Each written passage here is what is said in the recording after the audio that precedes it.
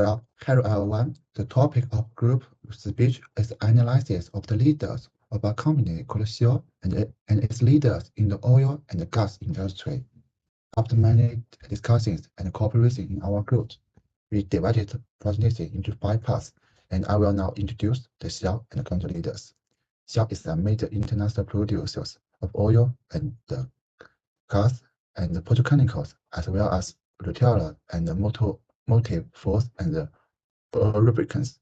It is also a pioneer in the LNG industries and has extensive experience in financing, management, and operations.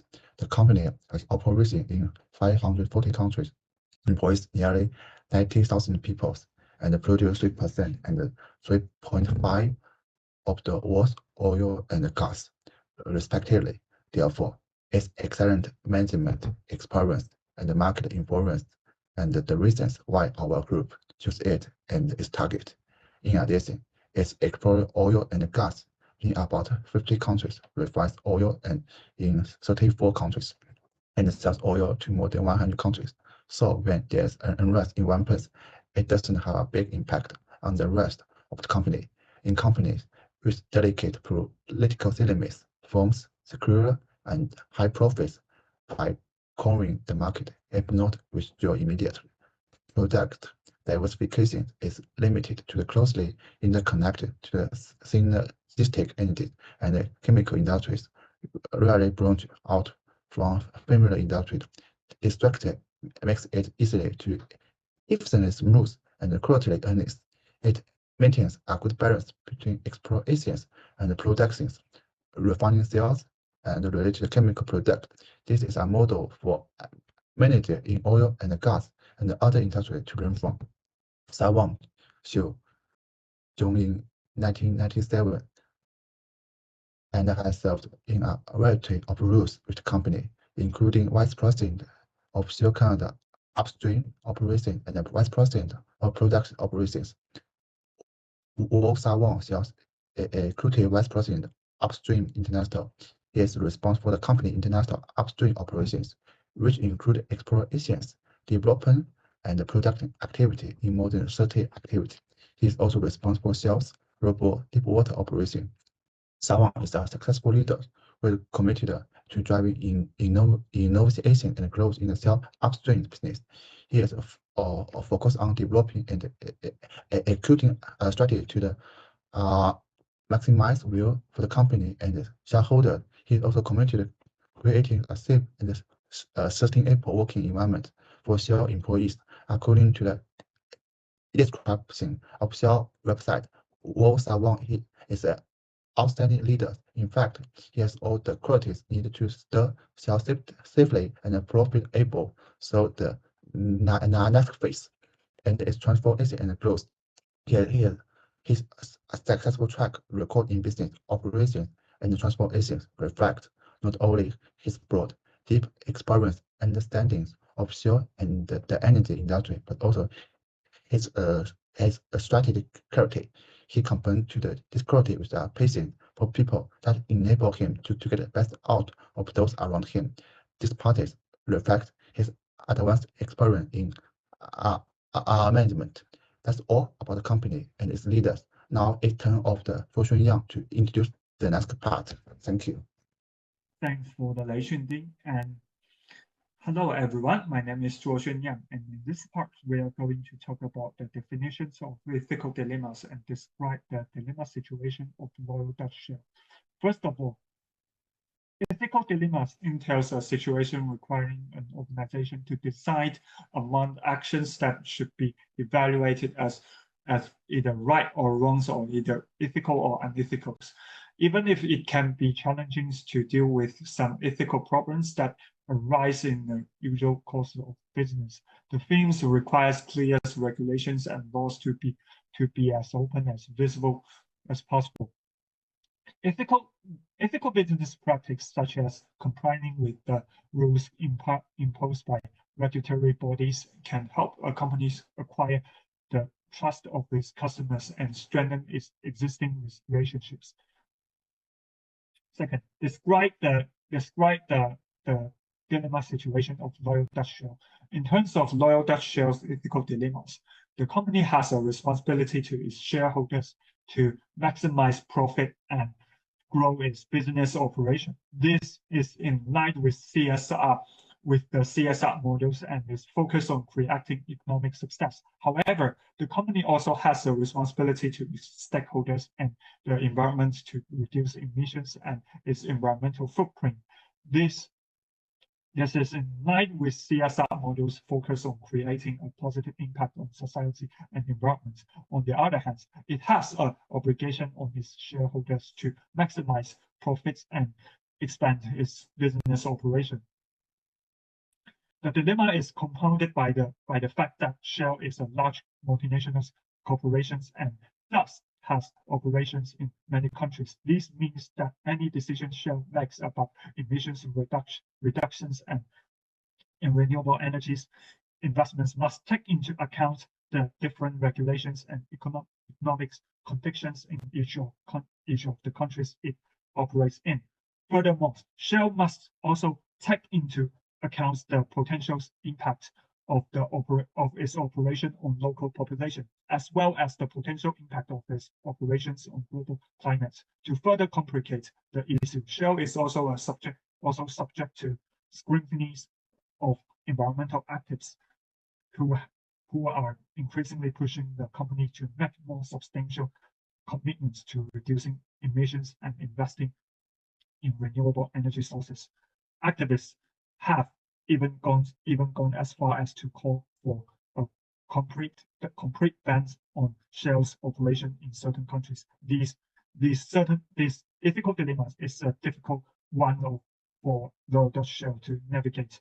On one hand, they are obligated to their shareholders to maximize profits and expand their business operations. On the other hand, they must also take into account the potential impact of their operations on the environment, local populations, and global climates. In order to successfully address this dilemma, Shell must find a way to balance its business interests with its environmental and social responsibilities.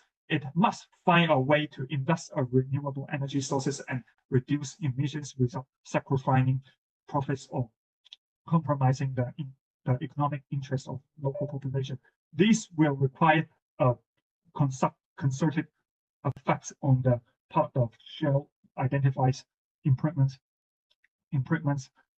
innovative solutions that are both economically viable and socially responsible. Now, let my partner Zhong Hui talk about the next part. Hello everyone, my name is Hui Zhong. I'm great to share with you about the theoretical underpinning. In the first part, I will introduce the skill approach, the behavior approach, and the situation approach of sales CEO. In terms of skill, Wire has strong scientific judgment and decision-making ability. In terms of strategy implementation, he emphasized being known for his reformist leadership quality, focused on rewarding and punishing employees to achieve specific goals and objectives. Well, emphasize the participatory nature of work to oversee operational efficiency and growth. Behaviorally, employee based on leadership cares about the needs, welfare, and advancement of employees, and connect their interests of employees to the growth of the company. He is a leader who stands for fairness and corporate growth. In the second part, I will analyze sales leadership style in relation to the situation leadership, the second model and theory, which is easy to understand and practice management framework. It can help managers to diagnose and identify the developmental needs of their team's members and adopt the appropriate leadership style to meet their needs. Therefore, sales CEOs should adopt different leadership style and have a flexibility to change their leadership style in different situations to suit the developmental stage of their employees. Firstly, employees at the D1 stage are mostly recent graduates, passionate about their work but accompanied by low energy and high commitment. They need direct guidance from the directing. So at the D1, the sales CEO should use the S1 mentorate model, giving high guidance and low support to the employee, with the leader communicating with the employee individual and impacting his or her skills to the employee. D2 employee have not worked a long time. Their patience have been worn out, their skill have not grown, and their ability and commitment are low. D3 employees usually have a certain level of work experience, have a high level of ability, but not enough patience. At this time, the leader does not actually give too much technical guidance to the staff. The leader should take a guidance model of S3, giving a supporting support to stimulate the enthusiasm of the staff to do things. Through two-way communication, the staff can decide their own work detail. D4 employees not only have the ability but also the patience to do things. High dedication, the leader only needs to delegating empower them to do things. The leader should take the S4 model to D4 employee to provide less support and guidance. The employee can have a strong motivation to get a job done. The employee can decide their own work, and there is one-way communication between the employee and the leader. In general, employees in D1 and D4 are altruistic and have the interests of others at heart. In D2 to D3, employees fall egoism and are able to reconcile their own interests as well as the interests of company well. And from the above analysis, it can be concluded that different leadership style can improve the motivation of the employee with a personal interest fully protect. Employees' personal mobility can also be fully protected, as well as improving work skill and commitment. The last section deals with ethical field resolution and the recommendation. Firstly, cell leader can make it easy for the cell employee to program through the default stage, depending on their leadership style. Finally, when faced with an ethical dilemma, sales president will adopt the following solution. First, he commissions employee to conduct a cell examination to analyze whether there is a relationship with the ethical dilemma. Second, the leader should engage in two-way communication with the employee to understand their view on ethical dilemma. Through choose the employee and find the final solution from them. Third, the solution will be implemented on the basis of respecting the wish and interests of the employee and sales long-term development, which will enable the CEO and the employee to work together in good direction, which is also beneficial for the cell sustainable and sustainable development. This is also beneficial to the sustainable and sustainable development cell. That's all my part. Now to give the presentation to another speaker, Zhou Shenyan, please. Well, thanks for the Zhonghui, and just let me describe more about the solution. Loyal Dutch Shell should be prepared in case a similar situation occurs in the future. It should be in a position to handle the matter in a more CSR way. In the event of a similar future dilemma, the company policy should operate continuously within the bounds of the laws and with the high standards of ethics. The company must conduct its business in a way that promotes and sustains healthy competitions among firms. It should be dedicated to enacting legislation making it unlawful to collude on market prices and share prices with others. Shell should demonstrate its continued dedication to trade compliance through its global international trade compliance program. In addition to the mandatory training, the company should equip its employees and contractors with the tools and resources necessary to comply with critical regulations. Next, let my partner Yao Haizhi to talk about next part. Now, I will introduce the leadership style of the CEO, which is transformational leadership. Transformational leadership is to enable followers' needs and motivation to get full attention and be stimulated. Leaders and followers are more closely connected, and followers' abilities and potential are greater so that followers' performance is beyond normal. In terms of idealized influence, This means that a leader, as a great role model, sets up visions and values and makes followers identify with and imitate them. The CEO of Shell regards sustainable development and environmental responsibility as the value of Shell. Within the company, he constantly advocates investing in renewable energy, actively seeks investment opportunity in green energy, and sets a vision for Shell to become a zero-emission company by 2050. It shows the commitment to Shell's values of sustainable development and environmental responsibility, which encourages employees and followers to recognize and pursue these values. In terms of inspirational motivation, this means that leaders inspire and motivate followers to achieve their goals and aspirations, work hard for their own interests, and at the same time improve the team. The CEO always encourages employees to think further and pursue excellence, which inspires followers to work harder. He cares about the development of employees and combines the company's vision of sustainable development with the welfare of employees. He establishes training programs and promotion mechanisms to train the next generation of new energy leaders. By doing so, he encourages employees to work hard for their career development and promotion. In terms of intellectual stimulation, this means the leaders encourage followers to think critically and creatively, challenge assumptions and their own values, and dare to innovate and explore new ideas and methods. CEO has established an innovative culture within Shell and encouraged employees to think outside the framework. He has set up an innovation fund for the company to provide financial support for employees to do new technical experiments and ideas.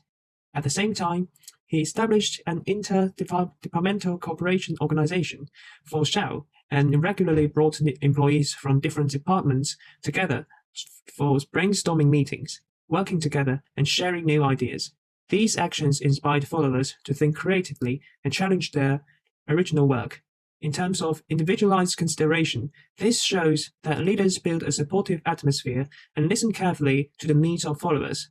The CEO has set up a meeting room to encourage employees to share their thoughts and concerns with the company's leadership. As a leader, he actively listens to and understands the concerns of Shell employees, and he will carefully write the demands of employees into the minutes of the meeting and include them as an important reference for the company to formulate strategic plans. Let his follower feel fully self-realization. Now, Yu Qiaozhong will continue. Thank you.